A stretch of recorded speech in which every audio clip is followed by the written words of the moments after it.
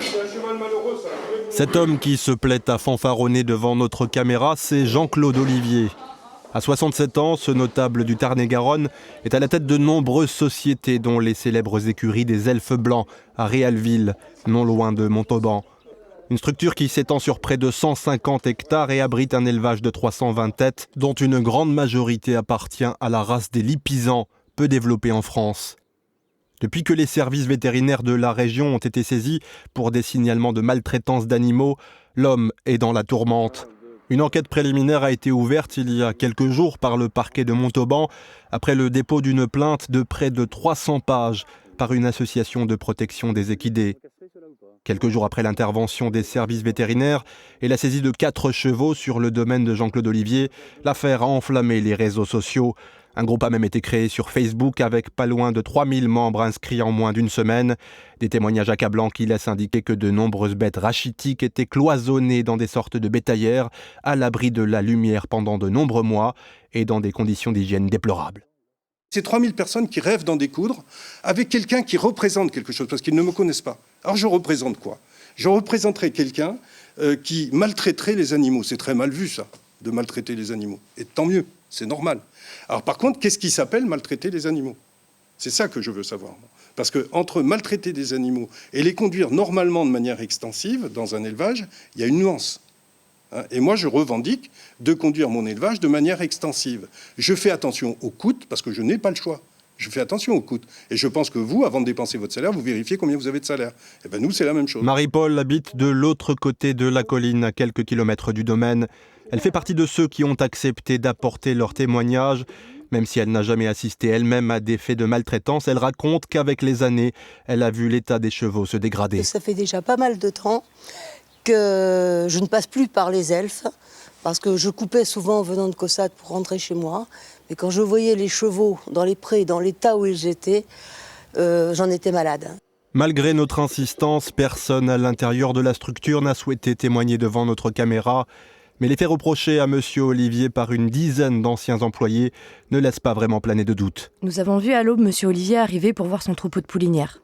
Il s'est approché, il a demandé brièvement des nouvelles du poulain. Il est rentré dans l'endroit aménagé pour lui et sa mère. Il a fait se lever le poulain à coups de pied. Pour lui, ça ne servait à rien de faire du sentiment. Il allait certainement crever. Et de toute façon, les animaux, ça doit être rentable. Cela fait des années que les box et stalles ne sont que paillés et curés que très irrégulièrement. J'ai aussi vu M. Olivier maltraiter des chevaux brutalement à plusieurs reprises. Et ainsi de suite. Continuez 300 mètres, puis tournez à droite. Profitant d'un moment de répit, nous nous sommes rendus dans un de ces poulaillers situés bien à l'écart du domaine, à plusieurs centaines de mètres de là. Je ne vois pas de chevaux ici.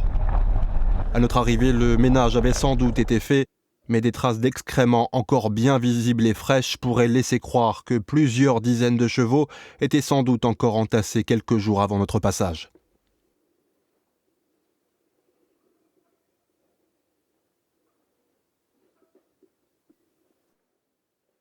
François, nous l'appellerons ainsi, était bénévole au domaine des Elfes Blancs il y a plusieurs années, le temps d'un été. Craignant d'être reconnu, il accepte de nous raconter, dos à la caméra, une scène dont il garde des souvenirs encore intacts. En tombant accidentellement dans un fossé, une jument a vu une partie de ses organes sortir de son corps. Vision d'horreur pour les employés et surtout agonie de plusieurs jours pour le cheval, qui n'y survivra pas. Au moment des faits, Jean-Claude Olivier se trouvait dans la région de Bergerac. Il aurait intimé l'ordre à ses employés de ne rien faire avant son retour, 2 ou 3 jours plus tard. Les pompiers sont venus, ont essayé de lever la jument. Bon, ça n'a pas marché parce qu'un cheval qui reste 2 jours couché, de toute façon, en général, il est condamné.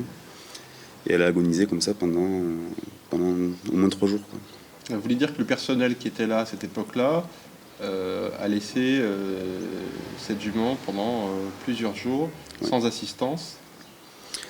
Voilà, sans assistance. On était autour d'elle, on faisait ce qu'on pouvait, quoi, mais après, il n'y avait pas de... C'était tout ça sous les ordres de M. Olivier. Quoi. Donc c'est M. Olivier qui a donné l'ordre de la laisser agoniser. Oui. Ardente défenseur des animaux, maître Laure Bergès est une avocate bien connue dans la région. Elle fait notamment office de conseil auprès de la SPA. Au moment de nous recevoir dans son cabinet, elle ignorait tout de la procédure en cours et s'est dite choquée par certains des témoignages versés au dossier, même si elle avait déjà eu vent du pédigré de Jean-Claude Olivier. Mandaté par les parents d'une ancienne élève des écuries des Elfes Blancs qui réclamait la restitution des frais d'inscription, l'avocate a récemment obtenu gain de cause contre Jean-Claude Olivier. Tous les gens agressifs, violents, désagréables et mal polis ne sont pas forcément des tortionneurs d'animaux. Mais souvent, ça va de pair. Pour autant, je me souviens que mes clients s'étaient plaints d'un caractère assez fort en thème de cet individu, effectivement. On est loin de l'article 528 du Code civil qui considère les animaux comme des simples biens mobiliers qui se déplacent par eux-mêmes. Effectivement, nous devons le respect à nos amis animaux et il faut absolument que tout cela s'arrête parce qu'on ne peut pas laisser maltraiter des chevaux, quelles qu'en soient les raisons. L'intéressé qui reconnaît avoir récemment tué l'une de ses bêtes mourantes à coups de masse pour, dit-il, abréger ses souffrances, se dit victime d'une calomnie diligentée par les médias et les réseaux sociaux. Parmi les autres faits qui lui sont reprochés, il est notamment accusé d'avoir enterré à la hâte un certain nombre de jeunes juments pour s'épargner les frais d'euthanasie et ceux liés à l'équarrissage. Il nous explique avoir agi en son âme et conscience et se défend d'avoir jamais su que de tels agissements sont prescrits par la loi. En ce qui me concerne, ma politique a été la suivante. Tous les chevaux adultes s'en vont à l'équarrissage, sans exception. Il y a des avortements et il y a des poulains mort-nés. C'est différent, je ne les emmène pas à l'équarrissage. Voilà. Et je trouve, parce que je ne veux pas... Vous en faites quoi alors ? On les enterre proprement avec de la chaux. Voilà.